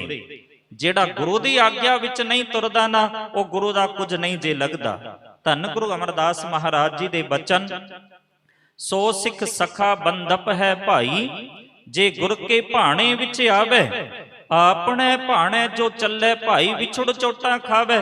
ਜਿਹੜਾ ਆਪਣੇ ਭਾਣੇ ਵਿੱਚ ਤੁਰਦਾ ਹੈ ਨਾ, ਉਹ ਗੁਰੂ ਦਾ ਕੁਝ ਨਹੀਂ ਜੇ ਲੱਗਦਾ। ਨਾ ਗੁਰੂ ਦਾ ਪੁੱਤਰ, ਨਾ ਗੁਰੂ ਦਾ ਮਿੱਤਰ, ਨਾ ਗੁਰੂ ਦਾ ਸਾਕ, ਨਾ ਸੰਬੰਧੀ। ਔਰ ਆਪ ਇਤਿਹਾਸ ਤੋਂ ਜਾਣੂ ਹੋ, ਜਦੋਂ ਗੁਰੂ ਦੀ ਆਗਿਆ ਦਾ ਉਲੰਘਣਾ ਕੀਤੀ ਨਾ, ਫਿਰ ਗੁਰੂ ਸਾਹਿਬ ਨੇ ਇਹ ਵੀ ਕਹਿ ਦਿੱਤਾ ਮੇਰੇ ਮੱਥੇ ਨਾ ਲੱਗੇ। ਗੁਰੂ ਹਰਿਰਾਏ ਸਾਹਿਬ ਮਹਾਰਾਜ ਜੀ ਦੇ ਦੋ ਪੁੱਤਰ, ਵੱਡੇ ਬਾਬਾ ਰਾਮ ਰਾਏ ਤੇ ਛੋਟੇ ਗੁਰੂ ਹਰਕ੍ਰਿਸ਼ਨ ਸਾਹਿਬ ਪਾਤਸ਼ਾਹ ਮਹਾਰਾਜ, ਜਦੋਂ ਗੁਰਬਾਣੀ ਦਾ ਇੱਕ ਸ਼ਬਦ ਵਰਤੇ ਜਿਹੜਾ ਬਦਲਿਆ, ਤੇ ਫਿਰ ਪਾਤਸ਼ਾਹ ਨੇ ਕਹਿ ਦਿੱਤਾ ਇਸਨੇ ਗੁਰੂ ਨਾਨਕ ਦੀ ਬਾਣੀ ਨੂੰ ਬਦਲਿਆ, ਉਲੰਘਣਾ ਕੀਤੀ ਹੈ ਗੁਰੂ ਦੇ ਹੁਕਮ ਦੀ, ਇਸ ਕਰਕੇ ਇਹ ਸਾਡਾ ਕੁਝ ਨਹੀਂ ਜੇ ਲੱਗਦਾ। ਕਿਉਂਕਿ ਜਿਹੜਾ ਗੁਰੂ ਦੇ ਭਾਣੇ ਵਿੱਚ ਨਹੀਂ ਤੁਰਦਾ, ਉਹ ਗੁਰੂ ਦਾ ਕੁਝ ਨਹੀਂ। ਸਾਧ ਸੰਗਤ, ਬੀਬੀ ਭਾਨੀ ਜੀ ਨੇ ਜਿਹੜੀ ਗੁੜਤੀ ਦਿੱਤੀ ਗੁਰੂ ਅਰਜਨ ਦੇਵ ਪਾਤਸ਼ਾਹ ਮਹਾਰਾਜ ਨੂੰ, ਉਹ ਸਾਨੂੰ ਸਾਰਿਆਂ ਨੂੰ ਆਪਣੇ ਬੱਚਿਆਂ ਨੂੰ ਦੇਣੀ ਚਾਹੀਦੀ ਹੈ। ਕਿਉਂਕਿ ਜੇ ਬੱਚਿਆਂ ਨੂੰ ਸੰਭਾਲ ਲਈਏ ਨਾ, ਫਿਰ ਅਗਲੀਆਂ ਪੀੜ੍ਹੀਆਂ ਸੰਭਲ ਜਾਣਗੀਆਂ। ਬੱਚਿਆਂ ਨੂੰ ਸੰਭਾਲੀਏ। ਜਿੱਥੇ ਅਸੀਂ ਆਪਣੇ ਬੱਚਿਆਂ ਵਾਸਤੇ ਹੋਰ ਯਤਨ ਕਰਦੇ ਆਂ, ਉਪਰਾਲੇ ਕਰਦੇ ਆਂ, ਸੋਚਦੇ ਆਂ ਬੱਚਾ ਚੰਗਾ ਪੜ੍ਹੇ, ਬੱਚੇ ਦਾ ਜੀਵਨ ਚੰਗਾ ਹੋਵੇ, ਇੱਕ ਅਸੀਸ ਜ਼ਰੂਰ ਬੱਚੇ ਨੂੰ ਦਈਏ। ਗੁਰੂ ਦੇ ਦਰ ਤੇ ਅਰਦਾਸ ਕਰੀਏ, ਸੱਚੇ ਪਾਤਸ਼ਾਹ ਇਸ ਦੇ ਅੰਦਰ ਨਾਮ ਦੀ ਦਾਤ ਟਿਕ ਜਾਵੇ। ਭਾਈ ਸਾਹਿਬ ਸ਼ਬਦ ਪੜ੍ਹ ਕੇ ਗਏ, ਜੋ ਗੁਰੂ ਅਰਜਨ ਦੇਵ ਮਹਾਰਾਜ ਨੇ ਮਾਤਾ ਬਣ ਕੇ ਆਪਣੇ ਪੁੱਤਰ ਸਿੱਖਾਂ ਨੂੰ ਅਸੀਸ ਦਿੱਤੀ ਹੈ। ਜਿਸ ਸਿਮਰਤ ਸਭ ਕਿਲ ਵਿਖ ਨਾਸੈ, ਪਿਤਰੀ ਹੋਏ ਉਧਾਰੂ, ਸੋ ਹਰ ਹਰ ਤੁਮ ਸਦ ਹੀ ਜਾਪੋ, ਜਾ ਕਾ ਅੰਤ ਨ ਪਾਰੂ। ਪੂਤਾ ਮਾਤਾ ਕੀ ਆਸੀਸ, ਨਿਮਖ ਨਾ ਬਿਸਰੋ ਤੁਮਕੋ ਹਰ ਹਰ, ਸਦਾ ਭਜੋ ਜਗਦੀਸ਼। हे ਪੁੱਤਰ, ਅਸੀਸ ਹੈ ਕਿ ਕਦੇ ਵੀ ਪਰਮਾਤਮਾ ਦਾ ਨਾਮ ਨਾ ਭੁੱਲੇ। ਸਤਿਗੁਰ ਤੁਮਕੋ ਹੋਏ ਦਇਆਲਾ, ਦਇਆਵਾਨ ਹੋਵੇ ਸਤਿਗੁਰੂ, ਸੰਤ ਸੰਗ ਤੇਰੀ ਪ੍ਰੀਤ। हे ਪੁੱਤਰ, ਤੁਹਾਡੀ ਪ੍ਰੀਤ ਜਿਹੜੀ ਹੈ ਨਾ, ਉਹ ਗੁਰੂ ਦੇ ਚਰਨਾਂ ਵਿੱਚ ਜੁੜੀ ਰਹੇ। ਕਾਪੜ ਪਤ ਪਰਮੇਸ਼ਰ ਰਾਖੀ, ਭੋਜਨ ਕੀਰਤਨ ਨੀਤ। ਕਹਿੰਦੇ ਜਿਵੇਂ ਕਪੜਾ ਨਾ ਬੰਦੇ ਦੀ ਇੱਜ਼ਤ ਢੱਕਦਾ ਹੈ, ਪਰਮਾਤਮਾ ਦੀ ਸਿਫਤ ਸਲਾਹ, ਪਰਮਾਤਮਾ ਦਾ ਕੀਰਤਨ, ਉਸ ਦੀਆਂ ਕਥਾ ਕਹਾਣੀਆਂ ਸਾਡੀ ਆਤਮਾ ਨੂੰ ਢੱਕਦੇ ਨੇ, ਇਸ ਨੂੰ ਆਤਮਕ ਜੀਵਨ ਦਿੰਦੇ ਨੇ। ਅੰਮ੍ਰਿਤ ਪੀਵੋ ਸਦਾ ਚਿਰ ਜੀਵੋ, ਹਰ ਸਿਮਰਤ ਆਨੰਦ ਅਨੰਤਾ, ਰੰਗ ਤਮਾਸ਼ਾ ਪੂਰਨ ਆਸਾ, ਕਬਹਿ ਨ ਵਿਆਪੈ ਚਿੰਤਾ। ਭਵਰ ਤੁਮਾਰਾ ਇਹ ਮਨ ਹੋਵੋ, ਹਰ ਚਰਣਾ ਹੋ ਕੌਲਾ, ਨਾਨਕ ਦਾਸ ਉਨ ਸੰਗ ਲਪਟਾਇਓ, ਜਿਉ ਬੁੰਦੈ ਚਾਤਰਿਕ ਮੋਲਾ। ਕਹਿਣ ਲੱਗੇ ਬੇਟਾ, ਇਹ ਤੁਹਾਡਾ ਮਨ ਭੋਰਾ ਬਣ ਜਾਏ ਤੇ ਪ੍ਰਮਾਤਮਾ ਦੇ ਸੋਹਣੇ ਚਰਨ ਕਮਲ ਹੋਣ ਨਾਮ। ਕਹਿੰਦੇ ਫਿਰ ਜਿਵੇਂ ਭੋਰਾ ਸੋਹਣੇ ਫੁੱਲ ਦੇ ਉੱਤੇ ਮੰਡਰਾਉਂਦਾ ਨਾ, ਇਵੇਂ ਤੁਹਾਡਾ ਮਨ ਜਿਹੜਾ ਨਾ ਗੁਰੂ ਦੇ ਚਰਨਾਂ ਵਿੱਚ ਜੁੜਿਆ ਰਹੇ। ਐਸੀ ਅਸੀਸ ਅਸੀਂ ਆਪਣੇ ਬੱਚਿਆਂ ਨੂੰ ਦੇਈਏ। ਇਹ ਨਹੀਂ ਕਿ ਜਨਮ ਦਿਨ ਵਾਲੇ ਦਿਨ ਸ਼ਬਦ ਪੜਵਾ ਲਿਆ ਫਿਰ ਛੱਡ ਦਿੱਤਾ। ਅਰਦਾਸ ਕਰੀਏ ਬੱਚਿਆਂ ਵਾਸਤੇ ਕਿ ਸਾਡੇ ਬੱਚਿਆਂ ਨੂੰ ਗੁਰਸਿੱਖੀ ਜੀਵਨ ਜਿਹੜਾ ਉਹ ਸਤਿਗੁਰੂ ਬਖਸ਼ੇ। ਗੁਰਦੁਆਰਾ ਪ੍ਰਬੰਧਕ ਕਮੇਟੀ ਨੇ ਬੜਾ ਸੋਹਣਾ ਯਤਨ ਕੀਤਾ, ਉਪਰਾਲਾ ਕੀਤਾ। ਬੱਚਿਆਂ ਦੇ ਜਿਹੜੇ ਕੰਪੀਟੀਸ਼ਨ ਨੇ ਇਹ ਸਾਨੂੰ ਜ਼ਰੂਰ ਕਰਾਉਣੇ ਚਾਹੀਦੇ ਨੇ, ਔਰ ਬੜੀ ਖੁਸ਼ੀ ਦੀ ਗੱਲ ਹੈ ਨਿੱਕੇ ਨਿੱਕੇ ਬੱਚੇ ਜਿਹੜੇ ਨੇ ਨਾ ਉਹ ਬਾਣੀ ਦੇ ਨਾਲ ਜੁੜੇ ਹੋਏ ਨੇ। ਗੁਰਸਿੱਖੋ, ਇੱਕ ਬੇਨਤੀ ਕਰਦੇ ਵਾਂ, ਅਸੀਂ ਬਾਣੀ ਦੇ ਨਾਲ ਜੁੜੀਏ, ਕਿਉਂਕਿ ਜਿਹੜਾ ਬਾਣੀ ਤੋਂ ਟੁੱਟ ਗਿਆ ਉਹ ਬਾਣੇ ਤੋਂ ਟੁੱਟ ਜਾਏਗਾ। ਅੱਜ ਸਾਡੀ ਬਦਕਿਸਮਤੀ, ਅਸੀਂ ਬਾਣੀ ਤੋਂ ਟੁੱਟੇ ਪਏ ਆ। ਇਸ ਕਰਕੇ ਬੱਚੇ ਜਿਹੜੇ ਨੇ ਨਾ ਉਹ ਬਾਣੇ ਤੋਂ ਟੁੱਟ ਰਹੇ ਨੇ। ਜਦੋਂ ਅਸੀਂ ਬਾਣੀ ਦੇ ਨਾਲ ਜੁੜਾਂਗੇ ਤੇ ਬੱਚੇ ਬਾਣੇ ਦੇ ਨਾਲ ਆਪੇ ਜੁੜ ਜਾਣਗੇ, ਕਿਉਂਕਿ ਉਹਨਾਂ ਨੂੰ ਗੁਰਮਤਿ ਦਾ ਪਤਾ ਲੱਗੇਗਾ, ਗੁਰਮਤਿ ਸਾਨੂੰ ਕੀ ਸਮਝਾਉਂਦੀ ਹੈ। ਸਾਧ ਸੰਗਤ, ਬੀਬੀ ਭਾਨੀ ਜੀ ਨਾ ਜਦੋਂ ਆਪਣੀ ਸਹੇਲੀਆਂ ਦੇ ਨਾਲ ਖੇਡਣ ਜਾਂਦੇ ਸੀ ਤੇ ਉਹਨਾਂ ਨੂੰ ਵੀ ਵਾਰ-ਵਾਰ ਇਹੀ ਸਮਝਾਉਣਾ ਕਿ ਭੈਣੇ, ਇਹ ਖੇਡਣਾ ਹੱਸਣਾ ਠੀਕ ਹੈ, ਪਰ ਸਦੀ ਵੀ ਅਸੀਂ ਸੰਸਾਰ ਵਿੱਚ ਰਹਿਣਾ ਕਿਸੇ ਨੇ ਨਹੀਂ। ਮੈਕਾਲਿਫ ਇੱਕ ਅੰਗਰੇਜ਼ ਵਿਦਵਾਨ ਹੋਇਆ, ਉਸਨੇ ਇੱਕ ਬੜੀ ਸੋਹਣੀ ਸਾਖੀ ਲਿਖੀ ਹੈ। ਇਹ ਸਾਖੀ ਸੁਣਾ ਕੇ ਮੈਂ ਅੱਗੇ ਤੁਰਾਂਗਾ। ਕਹਿੰਦੇ ਇੱਕ ਸਿੱਖ ਆਇਆ ਗੁਰੂ ਅਮਰਦਾਸ ਮਹਾਰਾਜ ਜੀ ਦੇ ਕੋਲ, ਕਹਿਣ ਲੱਗੇ ਸੱਚੇ ਪਾਤਸ਼ਾਹ, ਬੀਬੀ ਭਾਨੀ ਜੀ ਦੀ ਸ਼ਾਦੀ ਹੋ ਗਈ ਹੈ, ਪਰ ਬੀਬੀ ਭਾਨੀ ਜੀ ਫਿਰ ਵੀ ਸਾਦੇ ਕੱਪੜਿਆਂ ਦੇ ਅੰਦਰ ਰਹਿੰਦੀ ਹੈ, ਨਾ ਕੋਈ ਆਭੂਸ਼ਣ ਨਾ ਕੋਈ ਗਹਿਣਾ, ਸਜ ਕੇ ਸਵਰ ਕੇ ਨਹੀਂ ਰਹਿੰਦੀ, ਚੰਗਾ ਨਹੀਂ ਲੱਗਦਾ। ਵਿਆਹ ਤੋਂ ਬਾਅਦ ਲੜਕੀ ਜਿਹੜੀ ਹੈ ਇੰਜ ਸਾਦੇ ਕੱਪੜਿਆਂ ਵਿੱਚ ਰਹੇ। ਤੇ ਮੈਂ ਚਾਹੁੰਦਾ ਹਾਂ ਕਿ ਸੋਹਣੇ ਗਹਿਣੇ ਰੇਸ਼ਮੀ ਕੱਪੜੇ ਜਿਹੜੇ ਨੇ ਉਹ ਬੀਬੀ ਭਾਨੀ ਜੀ ਨੂੰ ਬਣਵਾ ਕਰਕੇ ਦੇਵਾਂ। ਮੈਂ ਕਾਲਿਫ ਲਿਖਦਾ ਹੈ, ਗੁਰੂ ਅਮਰਦਾਸ ਮਹਾਰਾਜ ਨੇ ਕਿਹਾ ਜੇ ਬੀਬੀ ਭਾਨੀ ਨੂੰ ਪਸੰਦ ਹੈ ਤੁਸੀਂ ਪੁੱਛ ਲਓ ਤੇ ਬਣਵਾ ਦਿਓ। ਜਦੋਂ ਬੀਬੀ ਭਾਨੀ ਜੀ ਦੇ ਕੋਲ ਇਹ ਸਿੱਖ ਗਿਆ, ਕਹਿਣ ਲੱਗਾ ਬੀਬੀ ਭਾਨੀ ਜੀ, ਮੈਂ ਇਹ ਚਾਹੁੰਦਾ ਤੁਹਾਡੇ ਵਾਸਤੇ ਰੇਸ਼ਮੀ ਕੱਪੜੇ ਬਣਵਾਵਾਂ, ਸੋਹਣੇ ਗਹਿਣੇ ਬਣਵਾ ਦੇਵਾਂ। ਬੀਬੀ ਭਾਨੀ ਜੀ ਕਹਿਣ ਲੱਗੇ ਵੀਰਾ, ਮੈਨੂੰ ਇਹਨਾਂ ਦੀ ਲੋੜ ਨਹੀਂ, ਕਿਉਂਕਿ ਨਾ ਤਾਂ ਰਹਿਣਾ ਕੱਪੜਿਆਂ ਨੇ ਔਰ ਨਾ ਰਹਿਣਾ ਕੱਪੜੇ ਪਾਉਣ ਵਾਲੇ ਸਰੀਰ ਨੇ, ਤੇ ਨਾ ਹੀ ਰਹਿਣਾ ਸੋਹਣੇ ਗਹਿਣਿਆਂ ਨੇ। ਜੇ ਪ੍ਰਮਾਤਮਾ ਨੇ ਧਨ ਦੀ ਵਰਤੋਂ ਦਿੱਤੀ ਹੈ ਨਾ, ਚੰਗਾ ਧਨ ਦਿੱਤਾ ਹੈ, ਤੇ ਇਸ ਦੀ ਵਰਤੋਂ ਜਿਹੜੀ ਹੈ ਨਾ ਸਾਨੂੰ ਚੰਗੀ ਕਰਨੀ ਚਾਹੀਦੀ ਹੈ। ਗੁਰਮੁਖੋ, ਜੇ ਪ੍ਰਮਾਤਮਾ ਸਾਨੂੰ ਧਨ ਦੇਵੇ ਨਾ, ਫਿਰ ਉਸ ਨੂੰ ਐਵੇਂ ਹੀ ਨਾ ਖਰਾਬ ਕਰੀਏ, ਕਿਉਂਕਿ ਅਜੋਕਾ ਸਮਾਂ ਐਸਾ ਚੱਲਦਾ ਪਿਆ ਹੈ, ਅਸੀਂ ਧਨ ਦੀ ਦੁਰਵਰਤੋਂ ਬੜੇ ਕਰਦੇ ਹਾਂ। ਦਾਰੂਆਂ ਦੇ ਅੰਦਰ, ਸ਼ਰਾਬਾਂ ਦੇ ਅੰਦਰ ਬਹੁਤ ਪੈਸਾ ਉਡਾ ਦਿੰਦੇ ਆ, ਪਾਰਟੀਆਂ ਦੇ ਅੰਦਰ ਫालतू ਦਾ ਖਰਚ ਕਰਦੇ ਪਏ ਆ। ਬੀਬੀ ਭਾਨੀ ਕਹਿਣ ਲੱਗੀ ਇਹ ਖਰਚਾ ਫਜ਼ੂਲ ਦਾ ਹੈ, ਜੇ ਇਹ ਖਰਚ ਕਿਸੇ ਲੋੜਵੰਦ ਦੇ ਉੱਤੇ ਕਰੇ ਤਾਂ ਤੇਰਾ ਧਨ ਜਿਹੜਾ ਨਾ ਇਹ ਲੇਖੇ ਲੱਗੇਗਾ। ਸਾਨੂੰ ਲੋੜ ਹੈ ਕਿ ਅਸੀਂ ਧਨ ਦੀ ਵਰਤੋਂ ਚੰਗੀ ਕਰਨੀ ਸਿੱਖੀਏ। ਸਤਿਗੁਰੂ ਸਾਹਿਬਾਨਾਂ ਦੇ ਘਰ ਵਿੱਚ ਜਦੋਂ ਕੋਈ ਖੁਸ਼ੀ ਦਾ ਸਮਾਂ ਆਉਂਦਾ ਸੀ ਨਾ ਤਾਂ ਉਸ ਨੂੰ ਉਹ ਮਨਾਉਂਦੇ ਜ਼ਰੂਰ ਸੀ, ਪਰ ਉਸ ਨੂੰ ਕਿਵੇਂ ਮਨਾਉਂਦੇ ਸੀ, ਇੱਕ ਉਦਾਹਰਣ ਆਪ ਜੀ ਦੇ ਸਨਮੁਖ ਰੱਖ ਦੇਵਾਂ। ਗੁਰੂ ਅਰਜਨ ਦੇਵ ਪਾਤਸ਼ਾਹ ਮਹਾਰਾਜ ਜੀ ਦੇ ਘਰ ਸ਼ਾਦੀ ਤੋਂ ਕਈ ਸਾਲਾਂ ਬਾਅਦ ਗੁਰੂ ਹਰਗੋਬਿੰਦ ਪਾਤਸ਼ਾਹ ਮਹਾਰਾਜ ਦਾ ਪ੍ਰਕਾਸ਼ ਹੋਇਆ। ਔਰ ਜਦੋਂ ਪ੍ਰਕਾਸ਼ ਹੋਇਆ ਨਾ ਤੇ ਪਤਾ ਉਹਨਾਂ ਨੇ ਖੁਸ਼ੀ ਦੇ ਅੰਦਰ ਕੀ ਕੀਤਾ, ਅੰਮ੍ਰਿਤਸਰ ਦੇ ਅੰਦਰ 6 ਹਰ ਠਾਕੂ ਲਗਵਾਇਆ ਤਾਂ ਕਰਕੇ ਇਲਾਕੇ ਦੀ ਪਾਣੀ ਦੀ ਕਿੱਲਤ ਜਿਹੜੀ ਆ ਉਹ ਖਤਮ ਹੋ ਸਕੇ। ਗੁਰੂ ਸਾਹਿਬਾਨਾਂ ਦੇ ਘਰ ਜਦੋਂ ਕੋਈ ਖੁਸ਼ੀ ਆਉਂਦੀ ਸੀ ਨਾ ਉਹ ਲੋੜਵੰਦਾਂ ਨੂੰ ਅੰਨ ਵਸਤਰ ਖੁੱਲਾ ਵੰਡਦੇ ਸਨ। ਸਾਡੀ ਤਰ੍ਹਾਂ ਨਹੀਂ ਕਿ ਲੋਕਾਂ ਨੂੰ ਖੁਸ਼ ਕਰਨ ਵਾਸਤੇ, ਆਪਣੀ ਨੱਕ ਉੱਚੀ ਕਰਨ ਵਾਸਤੇ ਪਾਰਟੀਆਂ ਦੇ ਉੱਤੇ ਬਹੁਤਾ ਧਨ ਖਰਚ ਕਰ ਦਈਏ। ਪਾਤਸ਼ਾਹ ਬੀਬੀ ਭਾਨੀ ਜੀ ਕਹਿਣ ਲੱਗੇ ਜੇ ਪ੍ਰਮਾਤਮਾ ਨੇ ਚੰਗਾ ਧਨ ਦਿੱਤਾ ਹੈ ਨਾ ਤੇ ਉਸ ਦੀ ਵਰਤੋਂ ਵੀ ਚੰਗੀ ਕਰੀਏ। ਅੱਜ ਸਾਨੂੰ ਲੋੜ ਹੈ ਧਨ ਦੀ ਵਰਤੋਂ ਸੁਚੱਜੀ ਕਰੀਏ, ਆਪਣੇ ਸਿੱਖਾਂ ਦੀ ਬਾਹਾਂ ਪਕੜੀਏ, ਲੋੜਵੰਦ ਸਿੱਖਾਂ ਨੂੰ, ਲੋੜਵੰਦ ਲੋਕਾਂ ਨੂੰ ਅਸੀਂ ਐਜੂਕੇਸ਼ਨ ਦੇਈਏ, ਮੈਡੀਕਲ ਦੇਈਏ, ਉਹਨਾਂ ਨੂੰ ਕੱਪੜਾ ਦੇਈਏ, ਹੋਰ ਉਹਨਾਂ ਦੀਆਂ ਲੋੜਾਂ ਪੂਰੀ ਕਰੀਏ। ਕਿਉਂਕਿ ਜੇ ਸਿੱਖ ਦੀ ਬਾਹ ਨਹੀਂ ਪਕੜੇਗਾ ਫਿਰ ਦੂਜਾ ਕੌਣ ਪਕੜੇਗਾ। ਪੁਰਾਤਨ ਗੁਰਸਿੱਖਾਂ ਦੀ ਇੱਕ ਖਾਸੀਅਤ ਸੀ, ਜਦੋਂ ਉਹਨਾਂ ਦੇਖਣਾ ਕਿ ਇੱਕ ਸਿੱਖ ਗਰੀਬ ਹੈ ਤਾਂ ਦੂਜੇ ਸਿੱਖ ਨੇ ਉਸ ਦੀ ਲੋੜ ਪੂਰੀ ਕਰਨੀ। ਨਾਦਰ ਸ਼ਾਹ ਜ਼ਕਰੀਆ ਖਾਨ ਨੂੰ ਪੁੱਛਦਾ ਹੈ ਕਿ ਅਸੀਂ ਮਾਰਦੇ ਮੁਕਾਂਦੇ ਇਹਨਾਂ ਨੂੰ ਮਰ ਗਏ, ਪਰ ਸਿੱਖ ਮਰਦੇ ਕਿਉਂ ਨਹੀਂ, ਉਹ ਕਿਹੜੀ ਤਾਕਤ ਹੈ ਇਹਨਾਂ ਨੂੰ ਮਰਨ ਨਹੀਂ ਦਿੰਦੀ। ਜ਼ਕਰੀਆ ਖਾਨ ਕਹਿੰਦਾ ਨਾਦਰ ਸ਼ਾਹ ਨੂੰ ਸਭ ਤੋਂ ਵੱਡੀ ਤਾਕਤ ਤਾਂ ਇਹਨਾਂ ਦੀ ਅੰਮ੍ਰਿਤ ਦੀ ਹੈ। ਇਹ ਕਹਿੰਦੇ ਪਤਾਸੇ ਘੋਲ ਕੇ ਪਾਣੀ ਪੀ ਜਾਂਦੇ ਨੇ, ਉਸ ਨੂੰ ਆਬੇ ਹਯਾਤ ਕਹਿੰਦੇ ਨੇ। ਆਬੇ ਹਯਾਤ ਅੰਮ੍ਰਿਤ ਸ਼ਬਦ ਉਹ ਵਰਤਦਾ ਹੈ, ਕਹਿੰਦੇ ਆਬੇ ਹਯਾਤ ਕਹਿੰਦੇ ਨੇ। ਔਰ ਉਸ ਨੂੰ ਪੀ ਕਰਕੇ ਪਤਾ ਨਹੀਂ ਕਿੱਥੋਂ ਇਹਨਾਂ ਦੇ ਅੰਦਰ ਤਾਕਤ ਆ ਜਾਂਦੀ ਹੈ।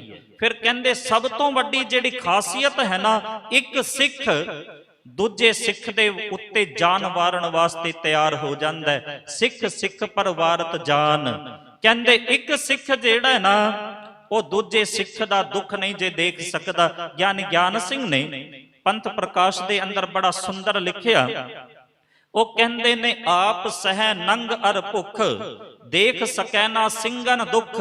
ਇੱਕ ਸਿੱਖ ਜਿਹੜਾ ਨਾ ਆਪਣੇ ਆਪ ਨੰਗ ਭੁੱਖ ਸਹਿਨ ਕਰ ਸਕਦਾ ਸੀ, ਪਰ ਦੂਜੇ ਸਿੱਖ ਨੂੰ ਦੁਖੀ ਨਹੀਂ ਸੀ ਦੇਖ ਸਕਦਾ।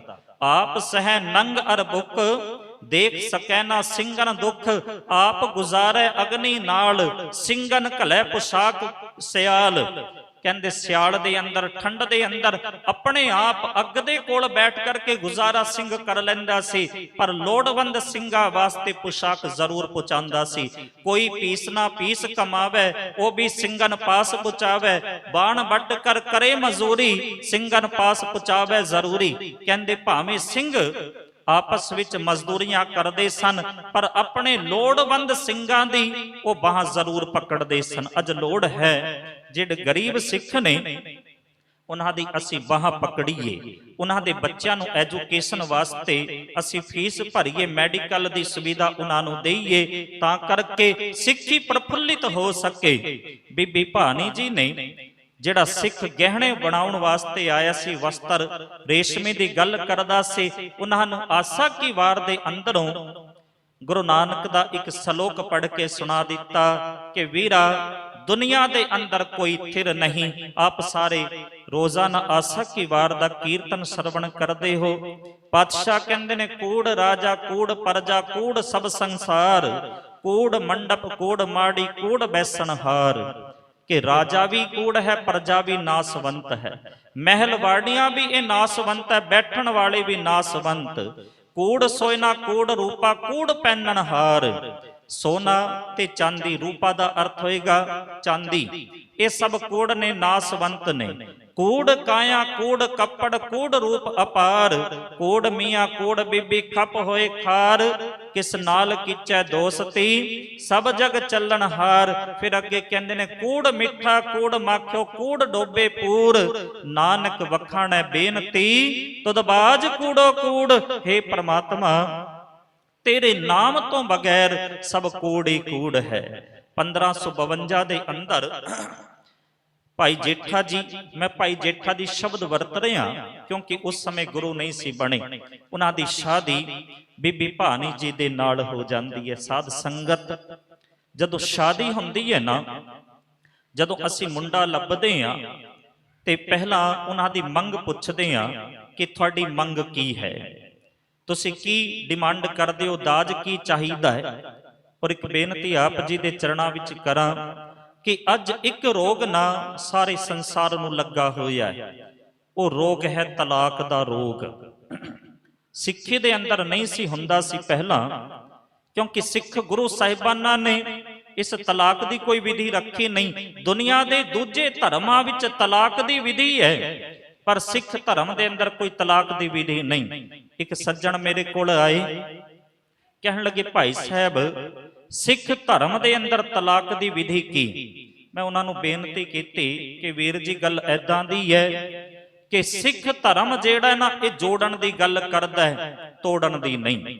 ਇਸ ਕਰਕੇ ਸਿੱਖ ਧਰਮ ਦੇ ਅੰਦਰ ਆਨੰਦ ਕਾਰਜ ਦੀ ਵਿਧੀ ਤਾਂ ਹੈ, ਪਰ ਤਲਾਕ ਦੀ ਕੋਈ ਵਿਧੀ ਨਹੀਂ। ਪਰ ਦੁਨੀਆ ਨੂੰ ਦੇਖ ਦੇਖ ਕਰਕੇ ਅੱਜ ਸਾਡੇ ਸਿੱਖਾਂ ਦੇ ਅੰਦਰ ਵੀ ਨਾ ਤਲਾਕ ਹੋਣ ਲੱਗੇ ਨੇ। ਔਰ ਤਕਰੀਬਨ 50% ਤਲਾਕ ਇਸ ਦੁਨੀਆ ਦੇ ਅੰਦਰ ਵਿਆਹ ਤੋਂ ਬਾਅਦ ਹੋ ਜਾਂਦੇ ਨੇ। ਇਸ ਦਾ ਸਭ ਤੋਂ ਵੱਡਾ ਕਾਰਨ ਕੀ ਹੈ? ਉਹ ਹੈ ਦਾਜ ਪ੍ਰਥਾ। ਮੁੰਡੇ ਵਾਲਿਆਂ ਨੇ ਕੁਝ ਮੰਗਿਆ, ਸਾਨੂੰ ਇੰਨਾ ਕੈਸ਼ ਚਾਹੀਦਾ, ਇਹ ਗੱਡੀ ਚਾਹੀਦੀ ਹੈ। ਕੁੜੀ ਵਾਲਿਆਂ ਨੇ ਦਿੱਤੀ ਨਹੀਂ, ਜਾਂ ਦੇ ਦਿੱਤੀ ਤਾਂ ਅਸੀਂ ਤਾਂ ਦੇ ਦਿੱਤੀ। ਖੈਰ ਕਾਰਨ ਕੋਈ ਵੀ ਹੋਵੇ, ਕਿਤੇ ਨਾ ਕਿਤੇ ਮੁੱਖ ਕਾਰਨ ਜਿਹੜਾ ਨਾ ਉਹ ਦਾਜ ਬਣਦਾ ਹੈ। ਪਾਤਸ਼ਾਹ ਕਹਿਣ ਲੱਗੇ ਦਾਜ ਮੈਨੂੰ ਵੀ ਚਾਹੀਦਾ ਹੈ, ਪਰ ਦਾਜ ਕਿਹੜਾ ਚਾਹੀਦਾ ਹੈ? ਪਾਤਸ਼ਾਹ ਨੇ ਬਾਣੀ ਵਿੱਚ ਕਹਿ ਦਿੱਤਾ ਦਾਜ ਮੈਂ ਲਵਾਂਗਾ ਗੁਰੂ ਅਮਰਦਾਸ ਮਹਾਰਾਜ। ਗੁਰੂ ਅਮਰਦਾਸ ਮਹਾਰਾਜ ਕਹਿਣ ਲੱਗੇ ਕਿਹੜਾ ਦਾਜ ਚਾਹੀਦਾ? ਉਹ ਜਿਹੜੀ ਮੰਗ ਕੀਤੀ ਨਾ ਉਹਨਾਂ ਕਮਾਲ ਦੀ ਕੀਤੀ। ਅਸੀਂ ਵੀ ਮੰਗਦੇ ਹਾਂ, ਤਲਾਕ ਹੋ ਜਾਂਦੇ ਨੇ। ਭਾਈ ਗੁਰਦਾਸ ਜੀ ਦਾ ਇੱਕ ਬਚਨ ਆਪ ਜੀ ਦੇ ਸਨਮੁਖ ਰੱਖਦੇ ਵਾਂ ਕਿ ਸਿੱਖਾ ਜੇ ਤੂੰ ਗੁਰੂ ਦੀ ਬਾਣੀ ਦੇ ਉੱਤੇ ਤੁਰੇ ਨਾ, ਫਿਰ ਕਦੇ ਵੀ ਘਰ ਵਿੱਚ ਕਲੇਸ਼ ਨਹੀਂ ਹੋਏਗਾ। ਇਹ ਤਲਾਕ ਵਰਗਾ ਜਿਹੜਾ ਰੋਗ ਹੈ ਨਾ, ਇਹ ਤੇਰੇ ਘਰ ਵਿੱਚ ਕਦੇ ਪ੍ਰਵੇਸ਼ ਨਹੀਂ ਕਰ ਸਕਦਾ। ਉਹਨਾਂ ਕਹੀਆਂ ਕਿ ਮੇਰੀਆਂ ਕੁਝ ਸ਼ਰਤਾਂ ਮੰਨ ਲਵੋ, ਕੁਝ ਪਰਹੇਜ਼ ਰੱਖ ਲਵੋ, ਘਰ ਵਿੱਚ ਕਦੇ ਕਲੇਸ਼ ਨਹੀਂ ਹੋਏਗਾ। ਆਨੰਦ ਕਾਰਜ ਤੋਂ ਬਾਅਦ ਆਨੰਦ ਬਣਦਾ ਚਲਾ ਜਾਏਗਾ। ਉਹ ਸ਼ਰਤਾਂ ਕਿਹੜੀਆਂ ਨੇ? ਇਕਾਗਰਚਿਤ ਹੋ ਕਰਕੇ ਸਰਵਣ ਕਰਨਾ, ਘਰ ਵਿੱਚ ਆਨੰਦ ਹੀ ਆਨੰਦ ਬਣੇਗਾ। ਭਾਈ ਸਾਹਿਬ ਭਾਈ ਗੁਰਦਾਸ ਕਹਿੰਦੇ ਕਿ ਸਭ ਤੋਂ ਪਹਿਲੀ ਚੀਜ਼ ਜਿਹੜੀ ਹੈ ਨਾ ਉਹ ਨਿਮਰਤਾ। ਜੇ ਕਿਤੇ ਪਤੀ ਉੱਚਾ ਬੋਲ ਜਾਏ ਤੇ ਪਤਨੀ ਸਹਿਨ ਕਰ ਲਏ, ਜੇ ਕਿਤੇ ਪਤਨੀ ਉੱਚਾ ਬੋਲ ਜਾਏ ਤੇ ਫਿਰ ਪਤੀ ਸਹਿਨ ਕਰ ਲਏ। ਜਦੋਂ ਇਹ ਨਿਮਰਤਾ ਆ ਜਾਏ ਨਾ, ਸਹਿਨਸ਼ੀਲਤਾ ਆ ਜਾਏ ਤੇ ਘਰ ਦੇ ਅੱਧੇ ਕਲੇਸ਼ ਮੁੱਕ ਜਾਂਦੇ ਨੇ। ਵੈਸੇ ਬਾਬਾ ਸ਼ੇਖ ਫਰੀਦ ਜੀ ਨੇ ਵੀ ਸਾਨੂੰ ਇਹ ਅਗਵਾਈ ਬਖਸ਼ੀ ਹੈ ਕਿ ਘਰ ਵਿੱਚ ਕਲੇਸ਼ ਕਿਵੇਂ ਮੁਕਾਏ ਜਾ ਸਕਦੇ ਨੇ। ਉਹ ਕਹਿੰਦੇ ਕਵਣ ਸੋ ਅੱਖਰ ਕਵਣ ਗੁਣ ਕਵਣ ਸੋ ਮਣੀਆਂ ਮੰਤ, ਕਵਣ ਸੋ ਵੇਸੋ ਹੋ ਕਰੀ ਜਿਤ ਵਸ ਆਵੇ ਕੰਤ। ਇੱਕ ਸਹੇਲੀ ਪੁੱਛਦੀ ਹੈ ਭੈਣੇ ਮੇਰਾ ਖਸਮ, ਮੇਰਾ ਪਤੀ, ਮੇਰਾ ਪਰਮਾਤਮਾ ਕਿਵੇਂ ਮੇਰੇ ਨਾਲ ਪਿਆਰ ਕਰ ਸਕਦਾ ਹੈ? ਆਧਿਆਤਮਿਕ ਗੱਲ ਹੈ, ਪਰ ਦੁਨਿਆਵੀ ਤੌਰ ਤੇ ਦੇਖੀਏ ਫਿਰ ਉਹ ਕਿਹੜਾ ਅੱਖਰ ਹੈ, ਉਹ ਕਿਹੜਾ ਮੰਤਰ ਹੈ, ਉਹ ਕਿਹੜਾ ਗੁਣ ਹੈ ਜਿਸ ਨੂੰ ਧਾਰਨ ਕਰਨ ਦੇ ਨਾਲ ਘਰ ਵਿੱਚ ਕਲੇਸ਼ ਮੁੱਕ ਜਾਏ। ਫਿਰ ਬਾਬਾ ਸ਼ੇਖ ਫਰੀਦ ਜੀ ਨੇ ਜਵਾਬ ਦਿੱਤਾ, ਕਹਿੰਦੇ ਨਿਵਣ ਸੋ ਅੱਖਰ ਖਵਣ ਗੁਣ ਜਿਹਵਾ ਮਣੀਆਂ ਮੰਤ, ਐ ਤ੍ਰੈ ਭੈਣੇ ਵੇਸ ਕਰ ਤਾਂ ਵਸਿਆ ਵੀ ਕੰਤ। ਨਿਮਰਤਾ ਅੱਖਰ ਬਣਾ, ਖਿਮਾ ਗੁਣ ਇਹ ਤੇਰਾ ਹੋਵੇ ਗੁਣ। ਫਿਰ ਪਾਤਸ਼ਾਹ ਕਹਿੰਦੇ ਬਾਬਾ ਸ਼ੇਖ ਫਰੀਦ ਜੀ ਨਿਵਣ ਸੋ ਅੱਖਰ ਖਵਣ ਗੁਣ ਜਿਹਵਾ ਮਣੀਆਂ ਮੰਤ। ਇਹ ਜੀਭ ਜਿਹੜੀਆਂ ਨਾ ਮਿੱਠੀ ਬਣ ਜਾਏ, ਕਿਉਂਕਿ ਜ਼ਬਾਨ ਜਿਹੜੀ ਜਦੋਂ ਮਿੱਠੀ ਹੁੰਦੀ ਹੈ ਨਾ ਇਹ ਪਰਾਏ ਨੂੰ ਵੀ ਆਪਣਾ ਬਣਾ ਲੈਂਦੀ ਹੈ, ਔਰ ਕੌੜੀ ਜ਼ਬਾਨ ਆਪਣੇ ਨੂੰ ਵੀ ਪਰਾਇਆ ਕਰ ਦਿੰਦੀ ਹੈ। ਸਤਿਗੁਰੂ ਨੇ ਇੱਕ ਬਚਨ ਆਖਿਆ कि कहते मैं लब लब के थक गया, किते मेरा परमात्मा मेरा खसम ना किते भी कौड़ा बोलदा नजर नहीं आया। मिठ बोलड़ा जी हर सज्जन स्वामी मोरा, हो संभल थकी जी वो कदे ना बोले कोरा, कदे किते नजर ही नहीं आया। फिर उस परमात्मा दा सिख कदे कोड़ा ना बोले। इसदी जबान जेड़ी है ना वो मिठ बोलड़ी होनी चाहिदी है। भाई साहब भाई गुरदास कहंदे कि पहली शर्त यह है कि निमरता आ जाए। जिहदे अंदर निमरता आ गई ना उस घर विचों कलेश मुक जाणगे। दूसरी शर्त उन्हां कहा कि पति पत्नी दा रिश्ता जेड़ा बड़ा पाक ते पवित्र है। और ख्याल करियो जदों इस पति पत्नी दे रिश्ते विच कोई तीजा आउंदा ना फिर तरेड़ पै जांदी है। ये पाक पवित्र है पर जदों कोई तीजा वड़ गया ना अंदर फिर तरेड़ पैनी पैनी है। वैसे ना साडी रहत मर्यादा दे अंदर चार कुरहतां ने और चार कुरहतां विचों एक कुरहत यह है कि पराई पुरुष ते पराई इस्त्री दा संग कदे ना होवे। फिर उन्हां कहा कि पराई निंदिया कदे ना करिए, पराए धन नूं कदे हथ ना लगाइए, गुरु दा उपदेश सुनिए कमाइए, थोड़ा सोवीए ते थोड़ा खाइए, घर विच कदे कलेश नहीं जे आ सकदा। बचन आप जी दे सन्मुख रखदे मां अर्थ बिल्कुल सीधे सीधे ने। हौं तिस घोल घुमाया गुरमत हृदय गरीबी आवे, हौं तिस घोल घुमाया पर नारी दे नेड़ ना जावे, हौं तिस घोल घुमाया पर दर बैनो हथ ना लावे, हों तिस घोल कुमाया पर निंदा सुन आप हटावे, हों तिस घोल कुमाया सतगुर का उपदेश कमावे, हों तिस घोल कुमाया थोड़ा सवै थोड़ा ही खावे, गुरमुख सोई सहज समावे। कहंदे उन्हां दे घर विच आनंद बन जाएगा जेड़े इस शर्तां मनदे नहीं। साध संगत दाज जेड़ा गुरु रामदास महाराज जी ने भी मंगिया, मंगदे असी भी हाँ, भावें उत्तों तो कहते रहिए कुछ नहीं चाहिदा पर अंदरों इच्छा हुंदी है। विचोले नूं कह दिंदे आ ये चाहिदा जी ये चाहिदा है। गुरु रामदास महाराज दा प्रकाश गुरपुरब मना रहे हो, अज ये अहद करो जे कुछ दाज मंगना है ना कुड़ी वालियां तो फिर सिख लईए गुरु रामदास पातशाह महाराज जी तो किवें दा दाज मंगीए। वो कहंदे हे गुरु अमरदास पातशाह जी मैनू दाज चाहिदा है, पर केड़ा दाज चाहिदा? उन्हां अपने बचनां विच ये बचन उचारण कीता, कहण लगे हर प्रभ मेरे बाबुला हर देवो दान मैं दाजो, हर कपड़ो हर शोभा देवो जित सबरै मेरा काजो, हर हर भगति काज सुहेले गुर सतगुर दान दिवाया, खंड वरबंड हर शोभा हुई ए दान ना रलै रलाया, होर मनमुख दाज जे रख दिखालै सो कूट अहंकार कच पाजो, हर प्रभ मेरे बाबुला हर देवो दान मैं दाजो। हे सच्चे पातशाह तुसी किरपा करो ये नाम दा दाज जेड़ा है ना ये मैनू बख्शो, गुरसिੱਖੀ दा दाज अंदर निमरता दा दाज ये मैनू बख्शो, क्योंकि सब तो वड्डा दाज जेड़ा है ना वो नाम दा दाज है। इस तो वड्डा दुनिया दे अंदर दाज कोई नहीं। साध संगत बंदा तां जिंदगी मंगदा है, हमेशा मंगदा है, और बंदे दियां मंगां जेड़ियां ने कदे नहीं जे मुकदियां। 5-7 मिनट रह रहे ने, इकाग्रता बख्शो क्योंकि थोड़ा जा लाहा लईए गुरबाणी दा गुरु इतिहास दा। तां जिंदगी बंदा जेड़ा ना वो मंगदा है, और ख्याल करियो बंदा मुक जांदा है पर बंदे दियां मंगां नहीं जे मुकदियां। फिर वो केड़ी मंग है जिसनों मंग के मंगा मुक जान? पातशाह कहंदे एक परमात्मा दा नाम मंग लईए फिर सारियां मंगा मुक जांदियां ने। विण तुद होर जे मंगना सिर दुखां कै दुख, देह नाम संतोखिया उतरै मन की भुख। जे नाम दी दात मंग लईए ना फिर सारियां मंगा खत्म हो जांदियां ने। साध संगत असीं अरदास करदे हां, सारे इकाग्रचित होकर के करते हाँ, थानू चेते रोजाना करते हाँ। देखो अरदास जेड़ी है ना ये गागर दे अंदर सागर भरिया हुआ है। जे कोई कहे कि 5 मिनट दे अंदर अपना इतिहास सुना दो ते अरदास सुना दईए, संपूर्ण इतिहास है। तुसीं ख्याल करियो पहले पदे दे अंदर गुरु साहिबाना दा जिक्र है, पहली पातशाही तो लैकर के ਧੰਨ ਗੁਰੂ ਗੋਬਿੰਦ ਸਿੰਘ ਪਾਤਸ਼ਾਹ ਮਹਾਰਾਜ ਜੀ ਤੱਕ ਜੁਗੋ ਜੁਗ ਅਟਲ ਸ੍ਰੀ ਗੁਰੂ ਗ੍ਰੰਥ ਸਾਹਿਬ ਪਾਤਸ਼ਾਹ ਮਹਾਰਾਜ। ਫਿਰ ਉਸ ਤੋਂ ਅਗਲਾ ਜਿਹੜਾ ਪੈਰਾ ਆਉਂਦਾ ਹੈ ਨਾ, ਉਸ ਦੇ ਅੰਦਰ 5 ਪਿਆਰਿਆਂ ਦੀ ਗੱਲ, 4 ਸਾਹਿਬਜ਼ਾਦਿਆਂ ਦੀ ਗੱਲ, 40 ਮੁਕਤਿਆਂ ਦੀ ਗੱਲ ਕੀਤੀ ਗਈ। ਉਸ ਤੋਂ ਅੱਗੇ ਜਦੋਂ ਪੈਰਾ ਆਉਂਦਾ ਹੈ, ਫਿਰ ਜਿਨ੍ਹਾਂ ਸਿੰਘਾਂ ਸਿੰਘਣੀਆਂ ਨੇ ਧਰਮ ਹੇਤ ਸੀਸ ਦਿੱਤੇ, ਬੰਦ ਬੰਦ ਕਟਾਏ, ਕਿਸੇ ਦਾ ਨਾਮ ਨਹੀਂ, ਸਾਰਿਆਂ ਦੀ ਗੱਲ ਕੀਤੀ। ਜਿਨ੍ਹਾਂ ਨੇ ਧਰਮ ਹੇਤ ਕੁਰਬਾਨੀਆਂ ਦਿੱਤੀਆਂ, ਜਿਨ੍ਹਾਂ ਨੇ ਧਰਮ ਹੇਤ ਆਪਣੇ ਆਪ ਨੂੰ ਮਾਰ ਦਿੱਤਾ, ਸਾਰੇ ਸ਼ਹੀਦ ਕਰਾ ਦਿੱਤਾ। ਸਾਰੇ ਸ਼ਹੀਦਾਂ ਦਾ ਨਾਮ ਜਿਹੜਾ ਉਹ ਯਾਦ ਆ ਜਾਂਦਾ ਸਾਡੀਆਂ ਅੱਖਾਂ ਦੇ ਸਾਹਮਣੇ। ਫਿਰ ਉਸ ਤੋਂ ਅੱਗੇ 5 ਤਖਤਾਂ ਦੀ ਗੱਲ ਕੀਤੀ, ਸਰਬੱਤਰ ਗੁਰਦੁਆਰਿਆਂ ਦੀ ਗੱਲ ਕੀਤੀ, ਔਰ ਧਿਆਨ ਰਖਾਇਆ ਗਿਆ ਕਿਉਂਕਿ ਅਸੀਂ ਵਾਰ-ਵਾਰ ਵਾਹਿਗੁਰੂ ਨੂੰ ਚੇਤੇ ਕਰੀਏ, ਇਸ ਕਰਕੇ ਹਰ ਪੈਰੇ ਤੋਂ ਬਾਅਦ ਧਿਆਨ ਜਿਹੜਾ ਉਹ ਵਾਹਿਗੁਰੂ ਦਾ ਟਿਕਾਉਣਾ ਹੈ।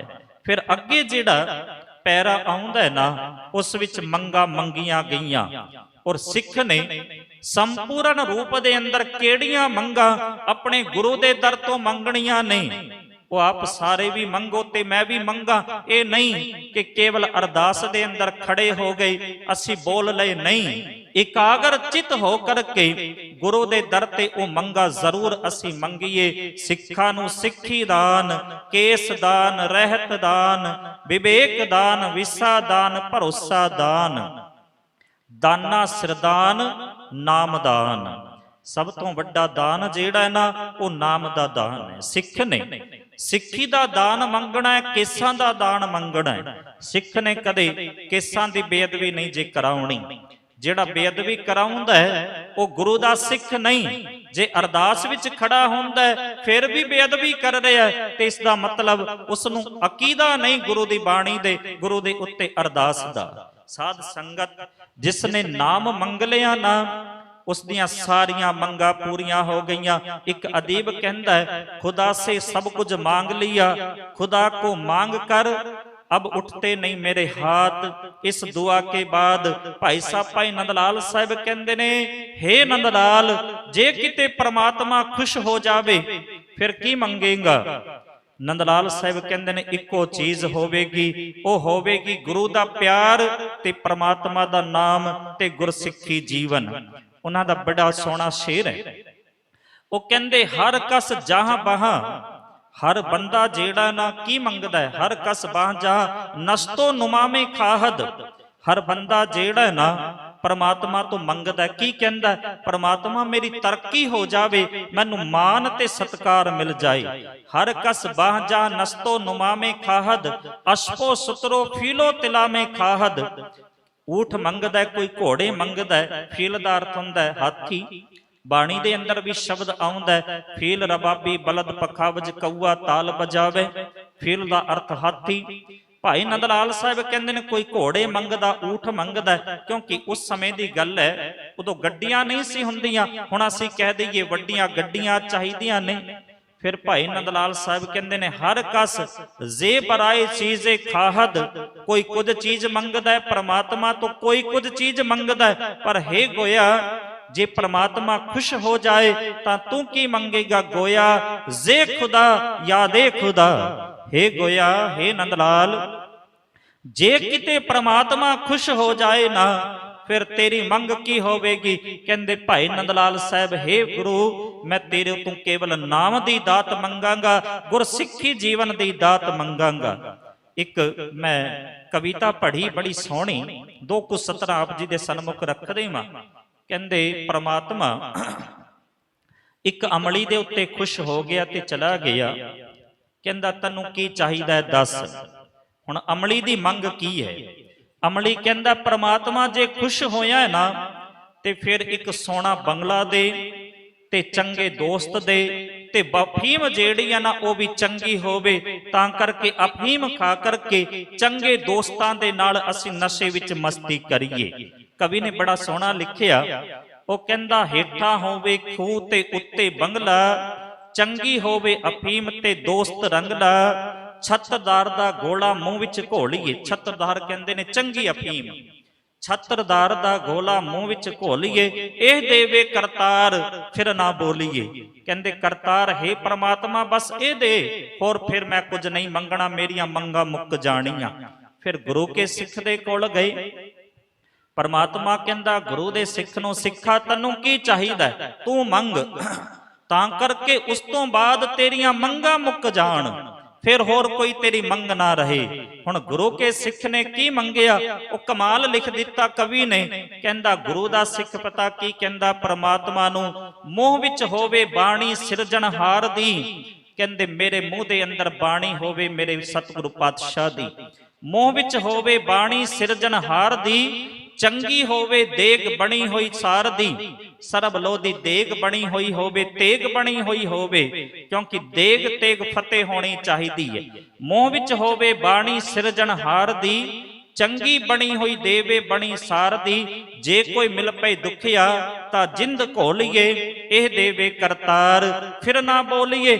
ਹੇ ਪ੍ਰਮਾਤਮਾ ਜੇ ਇਹ ਤੂੰ ਬਖਸ਼ ਦੇ ਨਾ, ਮੂੰਹ ਵਿੱਚ ਬਾਣੀ ਹੋਵੇ, ਹਿਰਦੇ ਦੇ ਅੰਦਰ ਬਾਣੀ ਹੋਵੇ, ਘਰ ਜਿਹੜਾ ਧਨ ਦੇ ਨਾਲ ਭਰਿਆ ਹੋਵੇ ਤੇ ਹਿਰਦਾ ਸਿੱਖੀ ਜੀਵਨ ਦੇ ਨਾਲ ਭਰਿਆ ਹੋਵੇ, ਜੇ ਕੋਈ ਲੋੜਵੰਦ ਆਵੇ ਉਸ ਨੂੰ ਅਸੀਂ ਖਾਲੀ ਨਾ ਜਾਣ ਦਈਏ। ਹੇ ਸਤਿਗੁਰੂ ਪਾਤਸ਼ਾਹ ਬਸ ਇਹ ਬਖਸ਼, ਮੇਰੀ ਹੋਰ ਕੋਈ ਮੰਗ ਨਹੀਂ। ਧੰਨ ਗੁਰੂ ਰਾਮਦਾਸ ਪਾਤਸ਼ਾਹ ਮਹਾਰਾਜ ਨੇ ਦਾਜ ਮੰਗਿਆ। ਉਹ ਕੀ ਮੰਗਿਆ? ਪਾਤਸ਼ਾਹ ਕਹਿੰਦੇ ਹੇ ਗੁਰੂ ਅਮਰਦਾਸ ਮਹਾਰਾਜ, ਮੈਨੂੰ ਤੂੰ ਨਾਮ ਦੀ ਦਾਤ ਬਖਸ਼, ਮੈਨੂੰ ਇਹੀ ਦਾਜ ਚਾਹੀਦਾ ਹੈ। ਸਮੇਂ ਦੀ ਸਮਾਪਤੀ ਹੋ ਗਈ ਹੈ, ਰਹਿੰਦੀਆਂ ਵਿਚਾਰਾਂ ਸ਼ਾਮ ਦੇ ਦੀਵਾਨਾਂ ਵਿੱਚ ਕਰਾਂਗੇ। ਸਾਧ ਸੰਗਤ ਗੁਰੂ ਰਾਮਦਾਸ ਮਹਾਰਾਜ ਦਾ ਪ੍ਰਕਾਸ਼ ਗੁਰਪੁਰਬ ਮਨਾ ਰਹੇ ਆ।